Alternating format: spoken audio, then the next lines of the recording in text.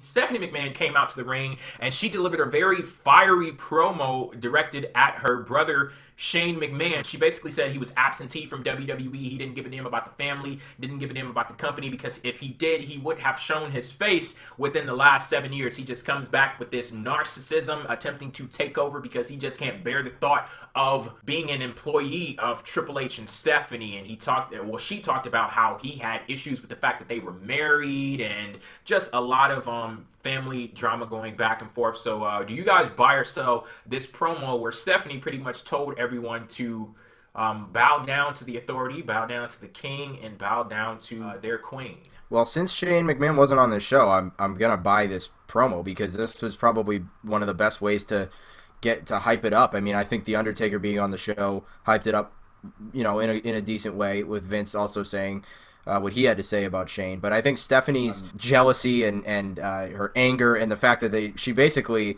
gave herself another award ceremony. So I think that was kind of awesome on her part. It really was. I'm going to call you a narcissist while I give myself another chance to give an acceptance speech for my award that exactly. my dad gave me.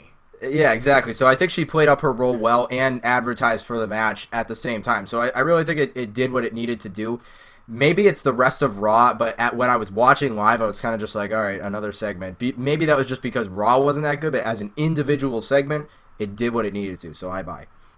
Yeah, I'm a little disappointed in myself with the fact that I'm on Twitter every Monday chatting for Raw, but I kind of took a break from Twitter because after she said bow down to your queen, I was trying to Photoshop like a crown onto her head, and I was going to say, yes, I bow to my queen, but all of the crowns, like the PNG files for the crowns on Google, they fucking suck. I couldn't find one that fits. So, I'm not disappointed in myself. I'm disappointed in Google. That's what I'm disappointed in. But the fact that I was attempting to make a picture with Stephanie with a crown on her head, I mean, that says all that needs to be said with my thoughts on this promo. I thought it was absolutely amazing, and I love the fact that they're doing this reality into storyline in a work shoot style. Stephanie going out there blasting Shane. I thought that it was amazing. Stephanie in Vince McMahon Jr. mode.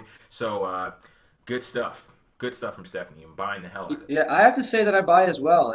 Jay, just a note. You could have used the crown from, our logo, but regardless, See, I have to say I buy maybe because that's on me because I was like looking for like a specific queen's crown, but like, thanks for pointing out that absolutely obvious thing that I completely missed out on. Man. You're welcome. Anyway, no, the best kind of promos, I'm a staunch believer that the best kind of promos blur the lines between work and shoot, and that's very much what Stephanie did here. She's playing up her heel role because she's basking in the glory that she wasn't able to get last week when Shane interrupted them, and it's kind of like she's standing there in the ring pleading her case as to why you should feed me sympathy while she stands there and does her queen wave and be like, shut up, you plebs.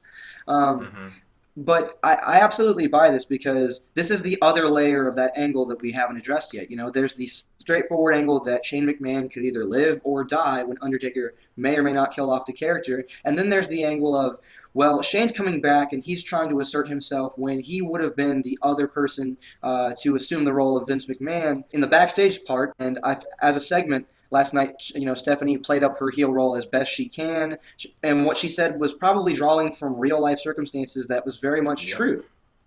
And so having that moment of clarity and having that moment be as true as it was, I have to say I buy it. And I'm hoping that Shane McMahon comes back strong next week. This is something that I talked about on last night's episode of the Raw Post Show.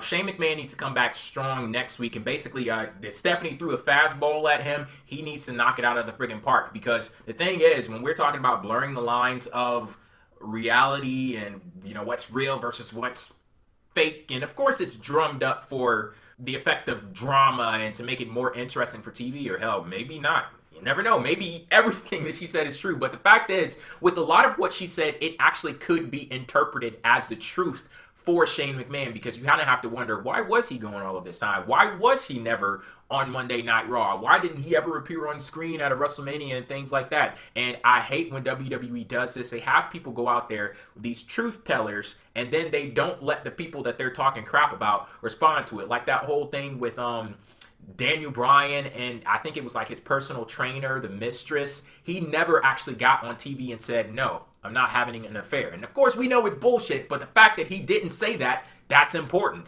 Then you have Paige going out there and called the whole fucking division sluts and saying that they're sleeping their way to the top.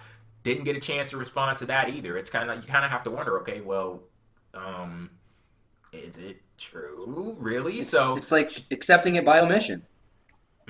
Yeah. So Shane needs to come back, and he needs to knock it out of the park next week.